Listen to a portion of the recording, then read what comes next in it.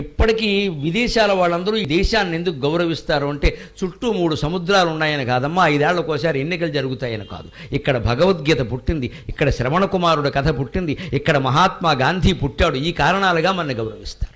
వాళ్ళు అడుగుతున్నది అది. శ్రవణ కుమారుడు ఎటువంటి స్థితి అండి? ఆయన వైశ్య కుటుంబంలో పుట్టాడు. విశ్వనాథుడు తండ్రి పేరు, అన్నపూర్ణ తల్లి పేరు. ఆయన చిన్నప్పుడు 13 ఏళ్ళు 14 ఏళ్ళు వచ్చే వరకు అతను చాలా జమీందారు కొడుకు అతను. కానీ తండ్రి అపారమైన దాన ధర్మాల కారణంగా ఆస్తులన్నీ పోగొట్టుకున్నాడు. ఇక మరి అతి వెళ్ళిపోయింది అక్కడ. ఆ దాన ధర్మాలు కూడా మొదలు చేయడం బేరంలో వెళ్ళకూడదు, ఆయన వెళ్ళిపోయాడు. అలాగే ఇంకా అది అలవాటు పడితే అదో వ్యసనం అయిపోతుంది.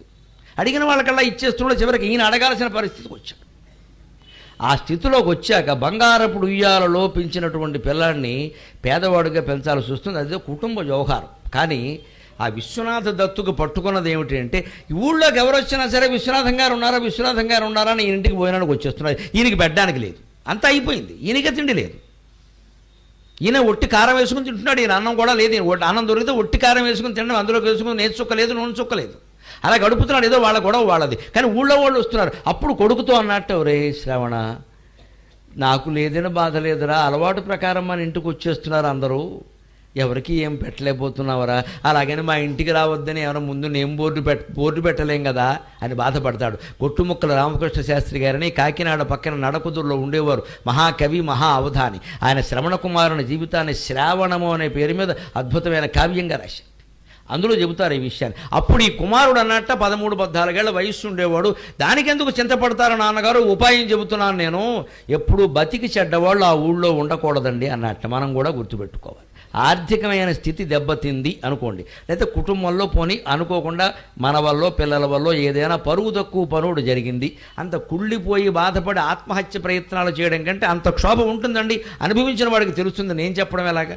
ఆ బాధలో ఉన్నప్పుడు ఆర్థికంగా ఇబ్బందులు కానీ, దారిద్ర్యం కమ్మేసి, లేదు కుటుంబంలో ఏదైనా పరువు నష్టం పని ఏదో జరిగింది, మనం తలెత్తుకోలేకపోతున్నాం, బయటికి వెడితే ఎవరన్నా అడుగుతారేమో అనిపిస్తుంది, ఆత్మహత్య ప్రయత్నాలకు పోవలసిన అవసరం లేదండి. మన సంస్కృతిలో దానికి చక్కని సమాధానం ఉంది. వెంటనే ఆ ఊరు వదిలేసి ఎవరికీ తెలియకుండా వేరే కర్ణాటక వెళ్ళిపోయి ఎక్కడో అక్కడ 1 ఏడాది గడిపేస్తే ఊళ్ళో ఈ విషయాలన్నీ మర్చిపోతారు. Indian mind is very sharp and very short. అది మనం అర్థం చేసుకోవాలి. భారతీయుల మనస్తత్వంలో ప్రత్యేకత ఏమంటే చాలా వాడిగా వేడిగా ఉంటుంది. ఏదైనా జరగగానే మీద పడిపోయినట్టు తిట్టేస్తారు, మన మీద పడిపోయినట్టే. కానీ 10 రోజుల్లో ఆ విషయం మర్చిపోతారండి. ఆ వ్యక్తి కనపడకుండా ఉంటే చాలు. అందుకే మనకు ఉపాయం అంటే, బతికి చెడిన వాళ్ళు ఆ ఊళ్ళో ఉండకూడదు. 6 నెలలు ఏడాదో ఎక్కడో దూరపు చుట్టాలు కాస్త మన ఆదరించే వాళ్ళు ఉంటారు. ఏ స్థితిలో ఉన్నా వాళ్ళ దగ్గరికి వెళ్ళిపోతే, పోన్లే అక్క నా దగ్గర ఉండు, ఏం పర్వాలేదులే అంటారు వాళ్ళు. ఏపైనా పర్వాలేదు, ఏదో వెళ్ళి కూలి పనో 4 పనో చేసుకుని బతుకుతాం. 1 ఏడాది అయ్యాక మళ్ళీ కాస్త 4 రూపాయలు సంపాదించుకుని వచ్చాడు, ఆడు మగాడు అని సినిమా తీసేస్తాడు వీడు. అనుమానం వెళ్ళి ఆడు మగాడే, ఇంకా వాడు కూడా అండి, ఇంకా సినిమా తీసేస్తాడు మన మీదే, మన చరిత్ర. వెంటనే బయోగ్రఫీ అన్నీ వచ్చేస్తాయి. ఇంకా ఈ దేశంలో విచిత్రమైన మనస్తత్వం ఉంది. వెంటనే తిడతారు, వెంటనే ప్రేమిస్తారు, అంతే. ఇంకా ఏదైనా వెంటనే తరంగాలే, ఏది స్థిరంగా ఉండదు. మనకు అసలు మన గురించి కంటే పక్క వాళ్ళని పట్టించుకోవడమే ఎక్కువ పని. అందులో విషయాలు ఏమన్నా మొన్న ఏం జరిగిందంటే మన పక్కింటి వాళ్ళే అనుకున్నంత గొప్పవాళ్ళు కాదు. ఇప్పుడు మనం గొప్పవాళ్ళని ఎక్కడ అనుకున్నాం అసలు? అది మనకు చాలా కాలక్షేపం. కానీ ఆశ్చర్యం ఏంటంటే మన గురించి కూడా అదే సమయంలో వాళ్ళు అదే మాట్లాడుకుంటున్నారు.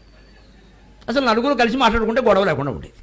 మన గురించి అదే అనుకుంటున్నారు. మనకి సరదా, పక్కింట్లో జరిగినవి, పై దగ్గర జరిగినవి, ఎక్కడో దూరంలో జరిగినవి, మనకి గిట్టని వాళ్ళ మధ్యలో జరిగినవన్నీ, లేదా కాలక్షేపాన్ని కూడా ఏ రాగద్వేషాలు లేకపోయినా సరదాగా చెప్పుకోవడం అదో సరదా. వాళ్ళు అలాగే చెప్పుకుంటారు. ఈ సోది భాగవతాలు ఇది విదేశాల్లో ఉండవండి. ఇప్పుడు కూడా తగ్గాయి, ఎందుకంటే సెల్ ఫోన్లు వచ్చాక మాట్లాడుకోవడం తగ్గింది. కానీ విచిత్రం ఏంటంటే సెల్ ఫోన్ ద్వారా మొత్తం దేశాలు దాటి వెళ్ళిపోతుంది సమాచారం. అదేం తగ్గ అలా వెళ్ళిపోతుంది. దానికి ఆయన చెప్పిన ఉపాయం, బతికి చెడ్డవాళ్ళు ఉండకూడదు నాన్నగారు, నా మాట వినండి, వేరే ఊరు వెళ్ళిపోదామంటే, ఒరే ఊళ్ళో అంతా తెలుస్తుందిరా, దారిద్ర్యం తట్టుకోలేక పారిపోయారంట. అలా అక్కర్లేదండి, తీర్థయాత్రకు వెడుతున్నామని చెబుతానండి.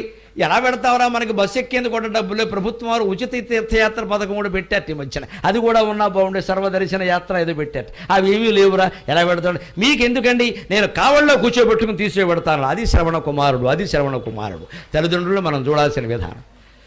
కావళ్ళలో కూర్చోబెట్టుకుని తీసుకుపడతాడు. ఆ విశ్వనాథ దత్త అన్నట్ట, అయ్యే ఎంత దౌర్భాగ్యం వచ్చిందిరా, చిన్నపిల్లాడివి, నిండా 16 ఏళ్ళు లేవు, నువ్వు కావళ్ళలో మమ్మల్ని మోస్తావా నాయన, మేము అసలే గుడ్డి వాళ్ళం, నడవలేవు, మేము నీకు భారం అయిపోతున్నావరా అంటే ఆయన అంటాడండి ఆ కొడుకు, అదేమిటి నాన్నగారు అలా అంటారు, నన్ను నిన్నాళ్ళుగా స్వర్ణడోలికలలోనన్ పెంచి. గొట్టుముక్కల రామకృష్ణ శాస్త్రి గారి పద్యం అమ్మ, అద్భుతమైన కవి. ఆశ్చర్యం ఏంటంటే ఆయన కూడా దిగువ మధ్య తరగతి కుటుంబమే, చాలా సామాన్యంగా బతికాడు ఆయన, కానీ అపూర్వమైన కవిత్వం అండి. ఆ కవిత్వమే ఆయన సంపద. నన్ను నిన్నాళ్ళుగా స్వర్ణడోలికలలోనన్ పెంచి అత్యంత పావన వాత్సల్యము మీర పెంచితిరి. నన్ను నిన్నాళ్ళుగా స్వర్ణడోలికలలోనన్ పెంచి అత్యంత పావన వాత్సల్యము మీర పెంచితిరి.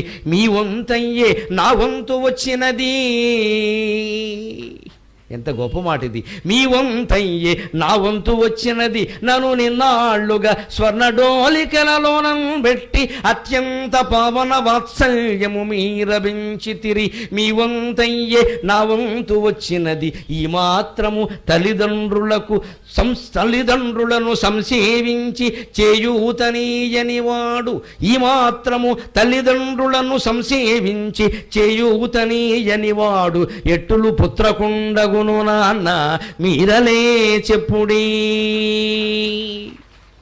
ఈ ఒక్క పద్యం ఇవాళ ఐఐటి, త్రిపుర ఐటి అన్నింటిలో గోడల మీద చెక్కించాలమ్మా, గోడల మీద చెక్కించాలి. ఇవాళ పిల్లాడికి పెళ్లి చేశామంటే మనకు దక్కడమ్మా, ఇంక వాడు వాళ్ళకి దక్కినట్టే లెక్క.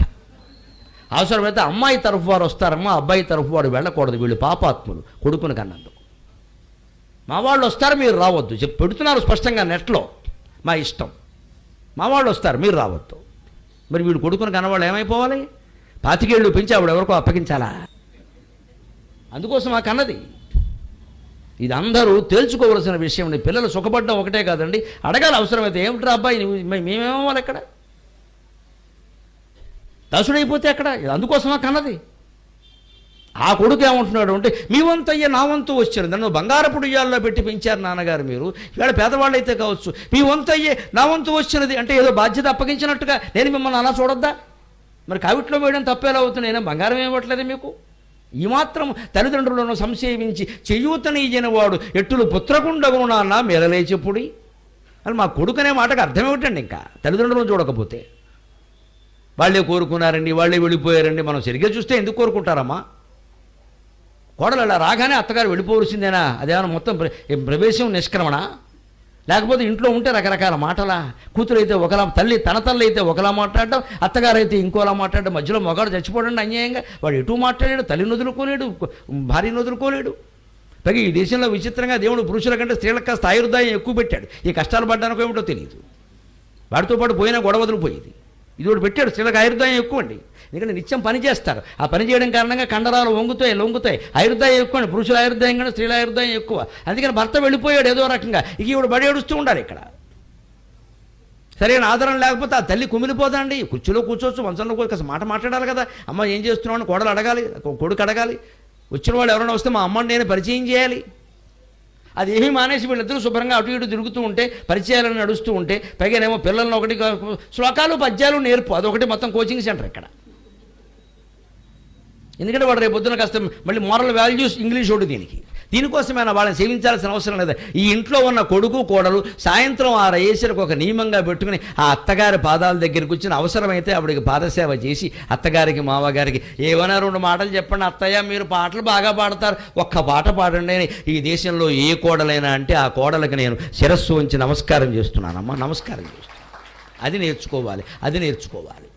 ఎంతసేపు నా మొగుడు మేము సినిమాకి వెళ్ళిపోతాం, మేము షికారికి వెళ్ళిపోతాం. పిల్లలు అదే చూస్తున్నారు ఖచ్చితంగా, పిల్లలు అలాగే పెరుగుతున్నారు. వాళ్ళు రేపొద్దున ఏం చేస్తారు, వాళ్ళ పిల్లల్ని వాళ్ళ మొగుళ్ళని అలాగే చూస్తారు వాళ్ళు. ఇది నువ్వు ఎలా చూసావు అలాగే పిల్లలు మనం చెప్పినట్టు చేయరండి, మనం చేసినట్టు చేస్తారు.